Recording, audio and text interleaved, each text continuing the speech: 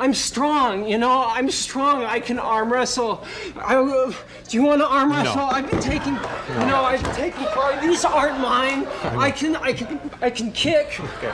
On July 28, 1987, the late-night studio looked like every other American comfort ritual. Blue-lit curtains, a polished desk, the host's calm smile, the promise that whatever happened in the real world, late night would keep its rhythm. Then Crispin Glover leaned back in his chair, stood up, and launched a high kick toward David Letterman's head. For a heartbeat, the audience laughed, then didn't. Letterman flinched and rose, not to play along, but to protect the show from becoming a safety incident on live television. And when the cameras drifted toward commercial, something invisible began. The quiet machinery of erasure. How much power did a late-night host really have? And what happens to the stars who cross a line nobody ever writes down? In American late-night television, the word blacklist almost never existed on paper. There were no memos stamped banned, no press releases announcing that a guest would never return. And yet, everyone understood exactly what it meant when a name stopped appearing on the booking calendar. In the era dominated by Johnny Carson and later David Letterman, silence was policy. If Carson didn't invite you back, other shows noticed. If Letterman's producers quietly stopped calling, agents took the hint. The blacklist functioned not as punishment, but as risk management. To understand why this silence was so powerful, you have to remember what late night meant before social media, before podcasts, before viral clips. In the 1970s and 1980s, a single appearance on The Tonight Show starring Johnny Carson could launch a career overnight. It was not just a talk show, it was the final approval stamp of American mainstream culture. Albums sold the next morning. Movie deals followed weeks later. Comedians built entire tours from one good couch interview. And the inverse was just as real. If you were no longer welcome on that couch, you lost the most efficient promotional platform in entertainment. This is why talk show blacklisting rarely looked dramatic. There was no on-air confrontation, no official ban. The system worked through omission. Publicists would pitch. The booking team would stall. Not this cycle. Maybe next season. Eventually, the calls stopped altogether. In a tightly networked industry, that absence became a warning label. This guest is unpredictable. This guest disrupts control. This guest costs us more than they bring. Late-night television sold the illusion of spontaneity, but behind the desk sat a rigid structure. Every laugh was timed. Every anecdote had a clock. Every segment was built to protect the host, the network, and the advertisers. Guests were allowed to be edgy, strange, even intoxicated up to a point. The unforgivable sin was not scandal. It was uncertainty. Anything that threatened the host's authority, the studio's safety, or the show's rhythm triggered an unspoken response. Containment through disappearance. In that world, being blacklisted didn't mean you were hated. It meant you were no longer trusted. And in late night, trust was everything. Late night television never punished people for being famous, talented, or even controversial. Punished them for being uncontrollable. What separated a guest who could return again and again from one who quietly vanished was not morality, nor public opinion, but whether they respected the invisible boundaries that kept the show intact. Those boundaries were never explained on camera, but everyone who worked behind the scenes understood them instinctively. In 1987, Crispin Glover walked onto David Letterman's stage already framed as weird. That alone was not a problem. Late night had built its identity on celebrating oddity, irony, and guests who did not fit the polished Tonight Show mold. Glover's career at that moment made him an ideal booking. A recognizable face, unpredictable energy, and a reputation that promised a memorable segment. What no one anticipated was how quickly unpredictability could turn into perceived danger. The interview did not collapse all at once. It unraveled in stages. Glover leaned back too far in his chair, spoke in a tone that felt performative rather than conversational, and challenged the rhythm Letterman depended on to control the segment.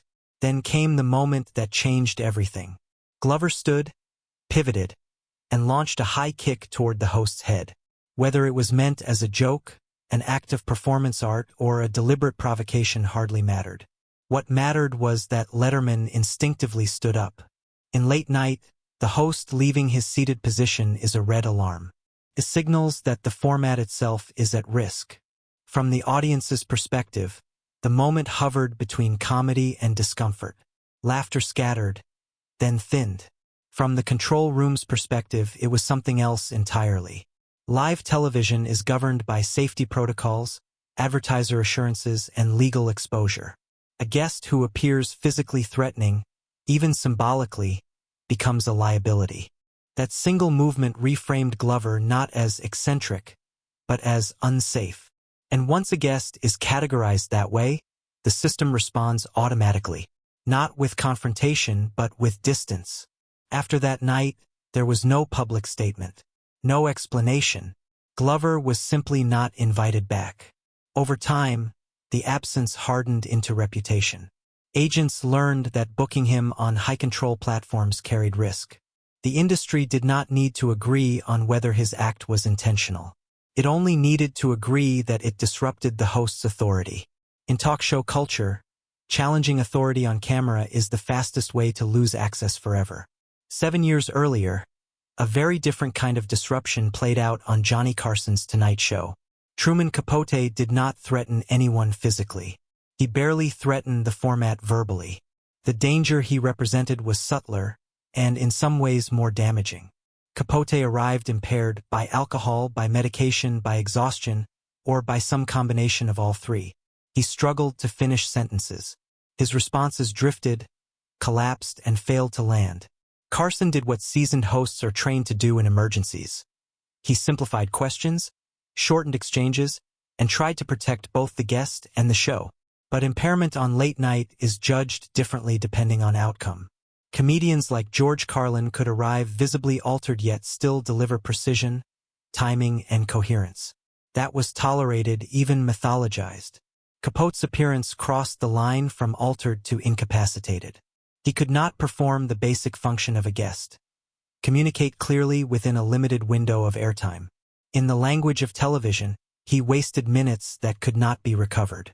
What made Capote's case especially unforgivable was not embarrassment, but inefficiency. The Tonight Show was built like a factory line. Each segment had to move. Each pause had to justify itself. A guest who stalled the machine disrupted not only entertainment value, but economic value.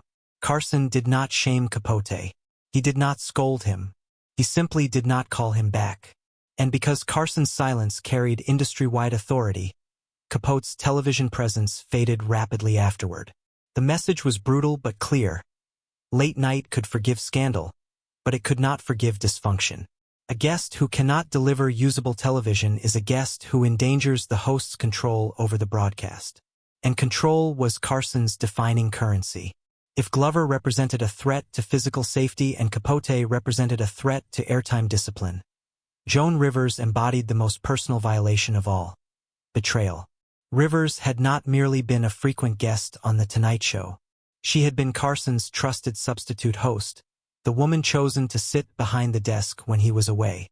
In the hierarchical culture of late-night television, that position carried an unspoken expectation of loyalty. When Rivers accepted a competing late-night show on Fox in 1986 without informing Carson first, the act was interpreted not as career ambition, but as personal disloyalty. Carson reportedly learned of the deal through the trades, not from Rivers herself. In a business where private conversations mattered more than contracts, that omission was fatal. What followed was not a public feud, but something colder. Carson cut off contact. Rivers was no longer welcome on the show that had built her visibility. Other programs aligned with the Carson ecosystem followed suit. The punishment extended beyond professional access into social exile. For years, Rivers spoke openly about the pain of that silence, not because it damaged her career entirely, but because it severed her from the system that had validated her legitimacy. Her case revealed the deepest layer of talk show power: the host as kingmaker not just of ratings but of belonging. Breaking the unwritten code of loyalty was treated as a threat to the host's sovereignty. And sovereignty, once challenged, demanded total withdrawal. Taken together, these cases reveal that talk show blacklisting was never about morality. It was about control. Physical unpredictability, functional incapacity, and personal betrayal all led to the same outcome because they all destabilized the same thing: the host's ability to manage the narrative in real time. In an era when a single appearance could define public perception, losing access to that space was not just a setback. It was a slow erasure. To understand why blacklisting worked so efficiently, you have to understand the difference between hosts, not as personalities but as centers of power. In the late 20th century, late-night television did not operate as a neutral platform. It operated as a hierarchy, and the host sat at its peak. Under Johnny Carson, power was absolute. Carson did not just host The Tonight Show, he was The Tonight Show. NBC executives protected him because he delivered stability, ratings, and a national ritual that advertisers trusted.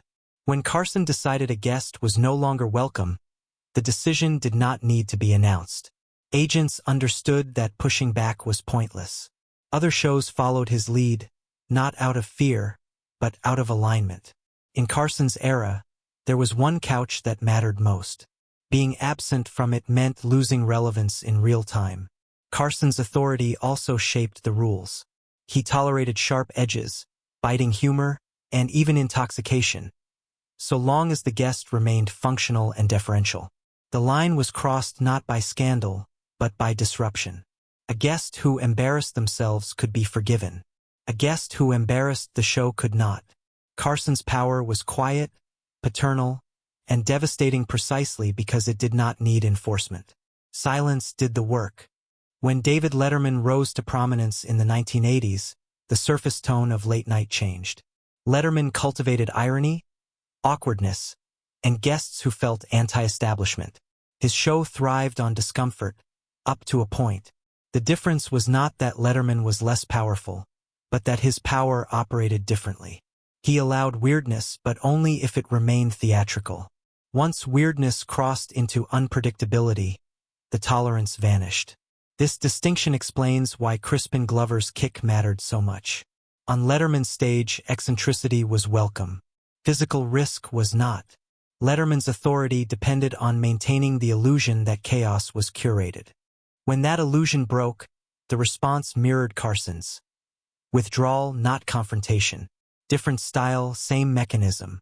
By the time late night entered the 21st century, the structure began to weaken. Fragmented audiences, cable competition, and eventually social media reduced the monopoly hosts once held over cultural visibility. A guest band from one show could still speak directly to fans online, appear on podcasts, or reframe their narrative through alternative platforms. The blacklist lost some of its sting, but it never disappeared entirely. Modern cancel culture operates faster and louder, but often with less lasting control. Outrage burns hot and short. In contrast, the old late-night blacklist was slow, quiet, and durable. It did not destroy reputations overnight. It starved them of oxygen over years. This raises a crucial question. Would Carson's silence still work today? Probably not in the same way. But in his era, when television was centralized and access was scarce, a single host's judgment could reshape an entire career trajectory. Letterman inherited part of that power, even as he reshaped its tone. And together, they defined an unwritten system where access was conditional, loyalty was enforced, and the ultimate punishment was not humiliation but absence. The most misunderstood aspect of talk show blacklisting is its aftermath. Contrary to popular belief, being quietly erased from late night did not always end a career overnight. In many cases, it prolonged something worse. A slow, ambiguous decline where success became harder to measure and legacy harder to control. For Crispin Glover, the disappearance from David Letterman's stage did not mean disappearance from cinema. He continued to work, often choosing projects that leaned into his outsider image. But his absence from late night froze him in public memory. Without recurring talk show appearances to recontextualize his persona, Glover remained defined by that single moment half-joke, half-threat. He was not condemned publicly. He was simply left alone to carry a reputation he no longer had access to correct. Truman Capote's case was quieter and more painful. Television had been one of the last bridges connecting him to a broad American audience. When that bridge collapsed, There was no replacement platform waiting. Without social media, without long-form interviews on demand, Capote faded from the cultural conversation while still alive.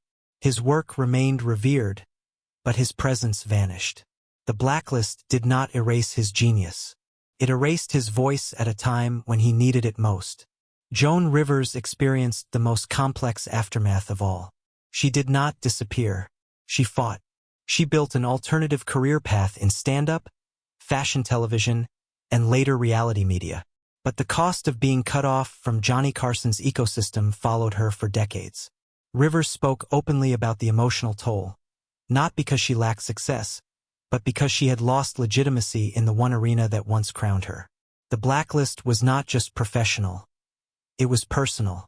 When Rivers finally returned to late-night television in 2014, it was not framed as a reconciliation. Carson was gone. The system had moved on. Her return felt less like forgiveness and more like historical closure. The silence had already done its work. What these stories share is not tragedy in the melodramatic sense. It is something colder. Talk show blacklisting did not destroy lives. It redirected them without consent. It narrowed options. It removed the most powerful mirror celebrities had to reflect and reshape their public image. In Hollywood, survival is often mistaken for victory. But for those quietly erased from late night, survival came with a price. Losing control over how history would remember them. Late-night television has always sold itself as a place of laughter, confession, and second chances.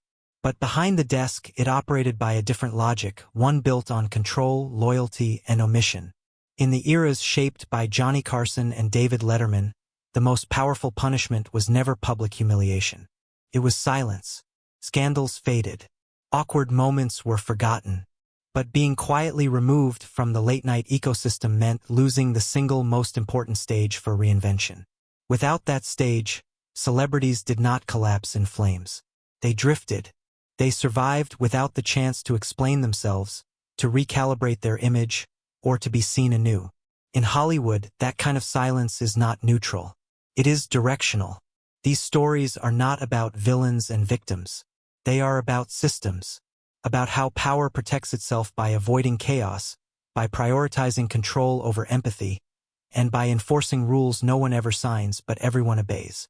Talk show blacklisting reminds us that fame is not just about visibility. It is about access.